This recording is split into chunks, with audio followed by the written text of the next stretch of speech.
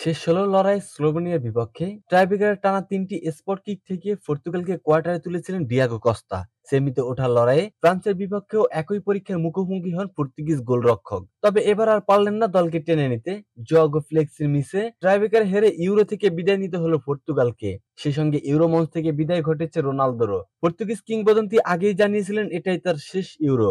জার্মানির হামবুর্গে গোলশূন্য সমতায় নির্ধারিত সময় শেষ হওয়ার পর খেলা গড়ায় অতিরিক্ত সময়ে। সেখানেও ফলাফল না মেলায় পেনাল্টি শট আউটে যেতে হয় দুদলকেই। শেষ হাসিতে হাসে ফ্রান্স। ৫-৩ গোলে জিতে সেমি নিশ্চিত করে কিলিয়ান এমবাপ্পের দল। আক্রমণ প্রতি আক্রমণে হাড্ডাহাড্ডি লড়াই হয়েছিল দুদলের। প্রথমার্ধে অবশ্য গোলরক্ষকদের বেশি পরীক্ষা দিতে হয়নি। বিরতির পর দুদলই বেশ কয়েকবার গোলরক্ষকদের পরীক্ষা নেয়। ডিয়েগো কস্তা ও মাইক ম্যাগনান দুজনেই উতরে যান তাতে। গোলরক্ষকদের আত্মবিশ্বাসী পারফরম্যান্স ও অ্যাটাকারদের সুযোগ হাতছাড়ার মহড়ায় ফুল সময় পেরিয়ে অতিরিক্ত সময় মেলেনি ফলাফল। খেলা টাইব্রেকারে গড়ালে প্রথম দুটি স্পট কিকে দুদলের জালের দেখা পায়। তৃতীয়টিতে ফ্রান্স গোল আদায় করলেও ব্যর্থ হন জোয়াও ফেলিক্স। বাঁ পাশে নেওয়া নিচু শট ফিরিয়ে যায় গোলবারে লেগে। পরের শটে দুদলই গোল আদায় করে। পঞ্চমটিতে ফরাসিরা জালের দেখা ফেলে আনন্দে মাতেন এমবাপ্পেরা। পর্তুগিজদের আর শেষ শটটি নিতে হয়নি, তার আগেই মেলে ফলাফল।